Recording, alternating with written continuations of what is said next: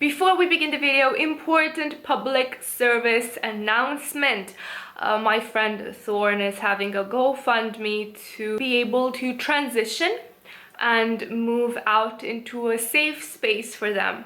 Thorn is an exceptional artist with an amazing eye for color and shape. They are an incredibly kind and generous human being. During the Texas, USA storms that happened, they went out of their way to drive and offer aid, water, and provisions to the people affected by the storm. I feel this is a testament to the fact that their soul matches the beauty that they put on their face and in their photography. They deserve to live authentically themselves, to live in a safe place, and to be able to medically transition, live life as they should be living it. If you've got to spare, please consider donating to the GoFundMe linked in the description down below and in the pinned comment. Don't forget to check out Thorn's socials as well. Yeah, that's it. Let's get started, and thank you for listening to this PSA. Hi friends, and welcome to another art-inspired Shop My Stash video. Today we are going to talk about The Church at Yuquot by Emily Carr.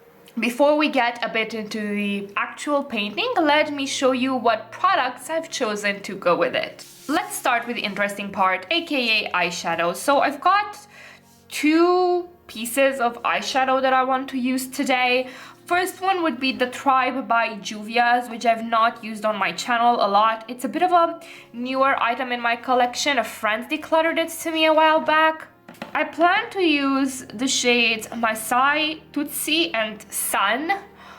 But if I need help blending those out and putting on a base for them, I will also incorporate these two Sydney Grace shadows, and these are from their Danny's Dream bundle. One is called Sweet Sap and the other is Calmeria.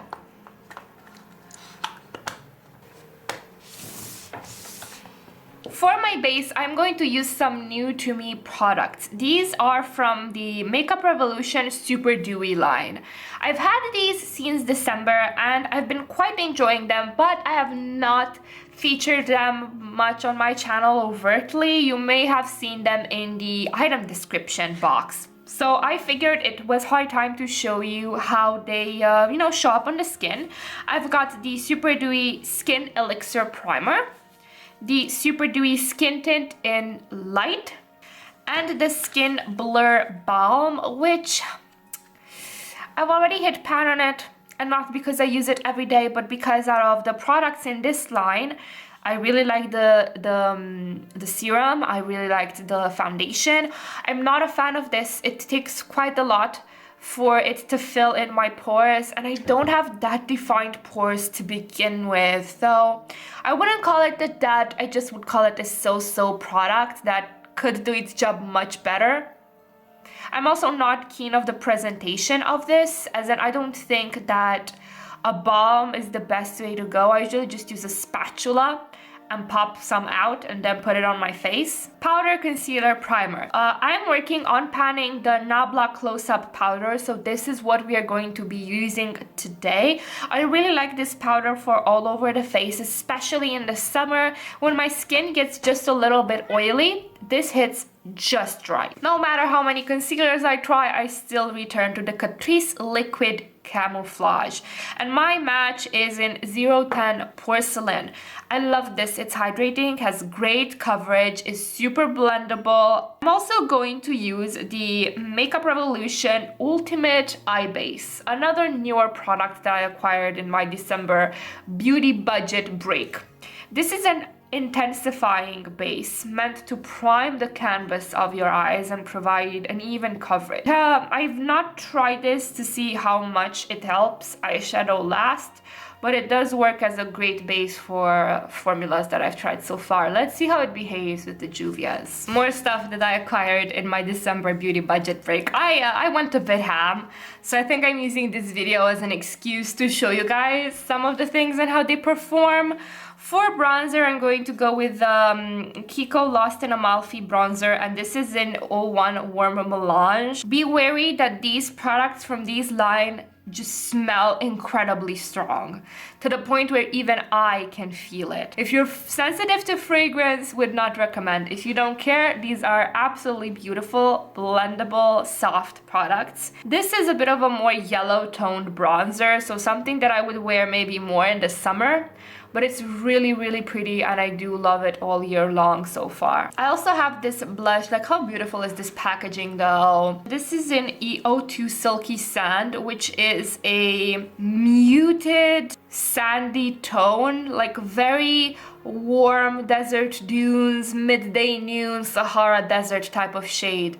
It's really pretty, really pretty and really sunny. Makes me think of summer. For highlighter, we are going to use the Zeesea highlighting powder, and this is in H05 from their Dreamland collection. Listen, I bought this because of the imprint and the imprint alone. This is an icy, very sparkly highlighter. This is not a dewy sheen on your cheeks. This is not metallic. I feel that this is a bit similar to the Fenty hexagonal one. Is that the shape? What it was like, the Fenty silver one, because it's more like a wave of sparkle over your cheeks. It does look beautiful on camera and in photos, but I wouldn't wear this to work. Last but not least, lips. This is the Kiko Jelly Stylo, and this is in 501. This isn't on the chopping block because I've used it very rarely, and this year I'm really trying to cut down on lip products and how big my lip collection is. So I am going to see if I like how this looks on me and how it feels on me in the video.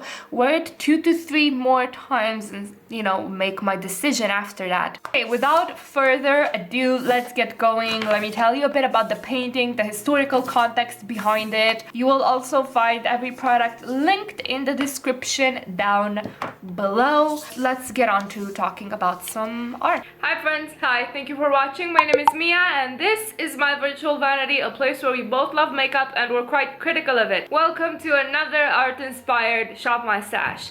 If you'd like to see more art-inspired looks, pretty flat lays, and just me nerding over makeup, head on over to my Instagram where all of the makeup fangirling happens. Today we're going to talk about the church at Yuquot, formerly called the Indian Church. This was painted by Emily Carr. I made for myself a New Year's resolution that I will be more intentional with the art-inspired Shop My Stash series and do it more often, which didn't happen until now because the new year for IT workers is a shit show all of the time. The second thing was that I wanted to cover painters from all over the world, painters with different viewpoints that touched on different topics other than pretty girl in pretty dress with flowy locks and rosy cheeks, because as much as I love that European sort of aesthetic, and it is a very beautiful aesthetic, art isn't always about portraying beauty superficially in that way. And I was a bit nervous about covering this painting because while it compels me,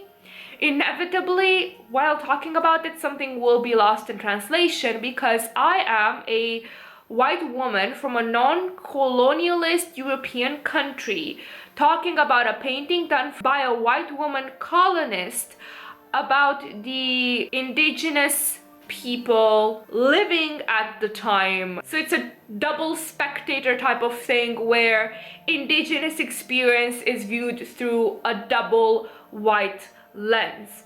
First from the lens of someone that participated in colonizing that territory, and then from my lens as in someone that is centuries geographically and partially culturally removed from the situation.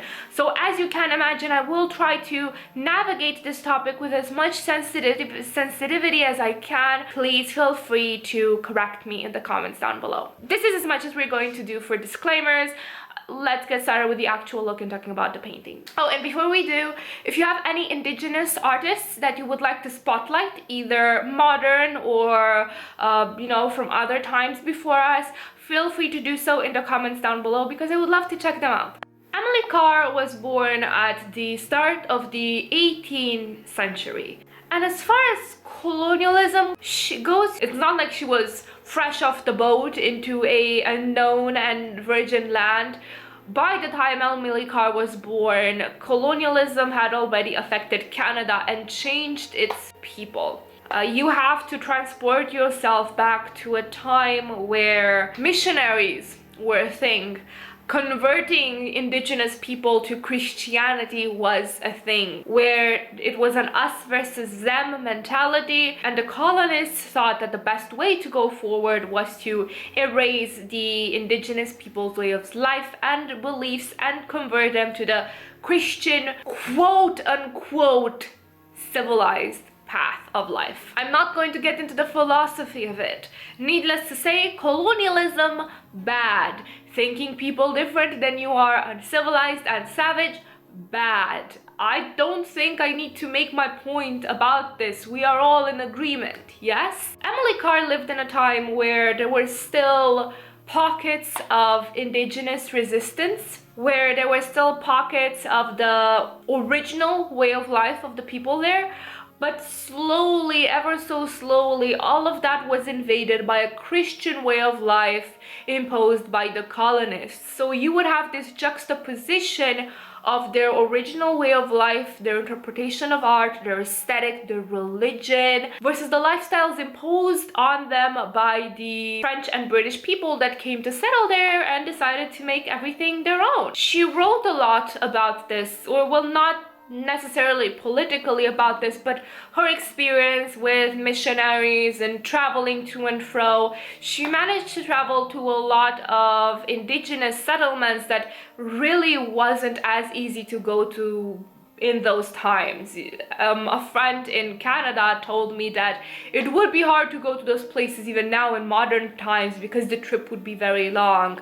So clearly there was a genuine curiosity and love for portraying what was happening there. For many, many years in her life, she painted a lot inspired by Indigenous artwork, Indigenous people, portraits of them, and she was often seen as a curiosity among the people that she visited because she was, you know, the weird white lady that insisted on drawing. She was trying to preserve a culture that wasn't hers, overtaken by a period of forced conversion, taken over by colonialism, a culture that was slowly being suffocated by transplanted culture from Europe. You know, unsurprisingly maybe, she didn't gain initial recognition for her Indigenous art.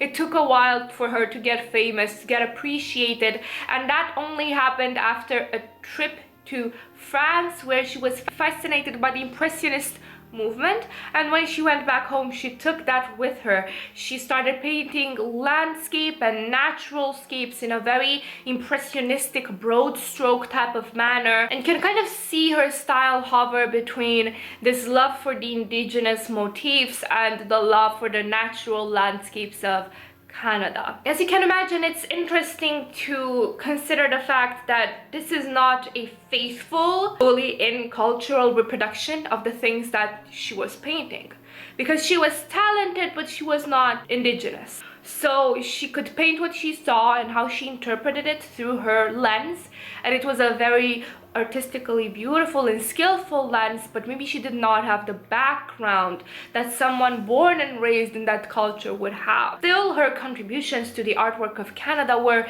invaluable because she helped preserve, in a way that was palatable and in a way that was beautifully rendered, a way of life that was slowly being stamped out. Church at Yuquot is one of her most famous paintings because it shows that juxtaposition of the new, of the missionaries, of colonialism versus the old, the fauna and flora and the Indigenous way of life, where the church is almost an intruder on that natural landscape, much like the missionaries and institutionalized religion, which she had a disdain for, was an intruder on the original Canadian people's way of life. As she went through life, Emily Carr became increasingly distrustful of organized religion and in general that whole missionary lifestyle, she couldn't quite come to grips with it. And that kind of reflects in the church at Yuquot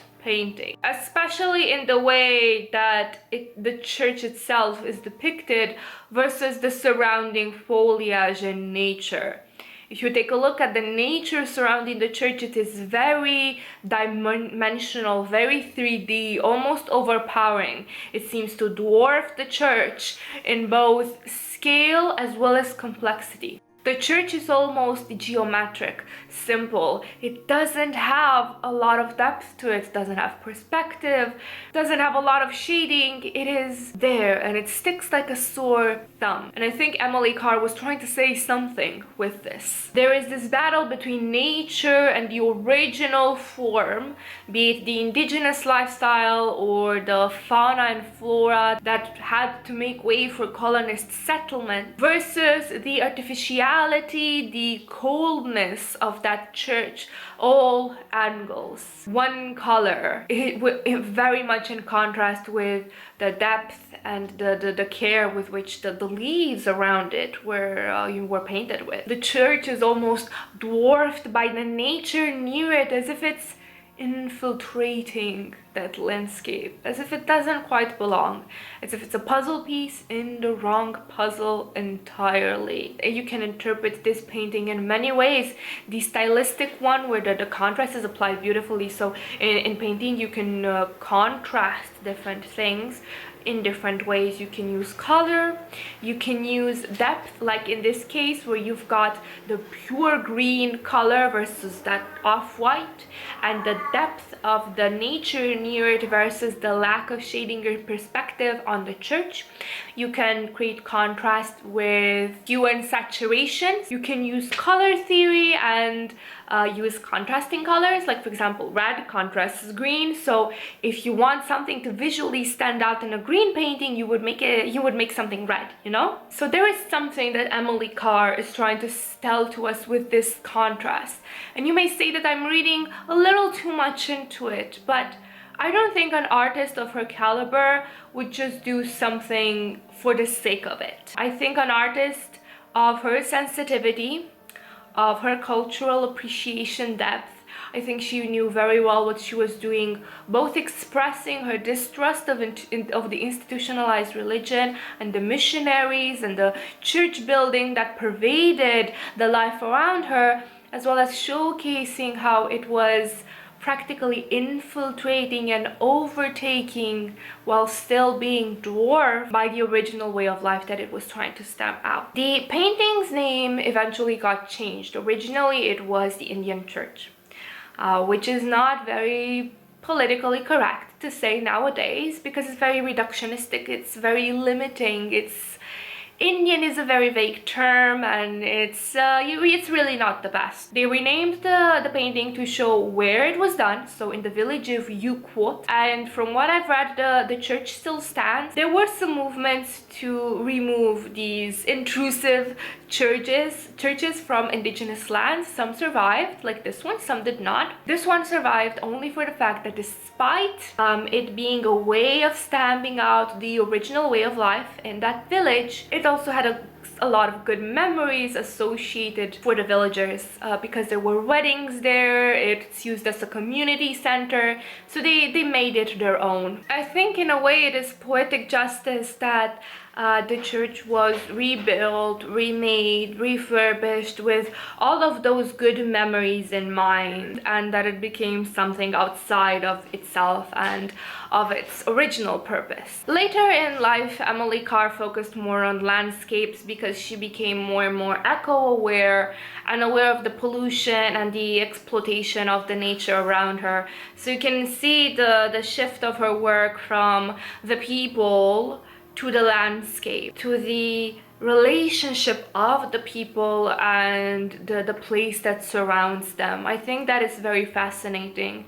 If you take a look at her work, there is something very compelling about her brushstrokes and the vibrancy with which she depicts those landscapes, the beauty of the nature, and how her eye just saw sunlight. I think she had a very unique vision, and she did it out of a sincere love for the people that she saw around her, for the nature that she saw around her. And I think she did the best she could, all things considered, being outside the culture. I think she was as respectful as possible and depicted it with a lot of beauty and grace. I would love to see maybe more Indigenous Canadian artists being showcased alongside her work, just to have a juxtaposition between the viewpoints of the outsider versus the insider. But you know, I'm not an art expert, I'm just a nerd, so what do I know anyway? This was it. Thank you guys so much for watching. I hope you liked the talk. I hope you liked the look.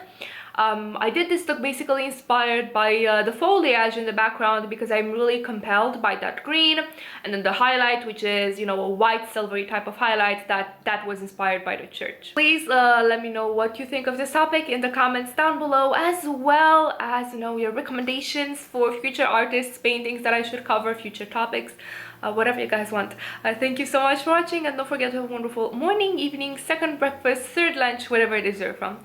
Bye!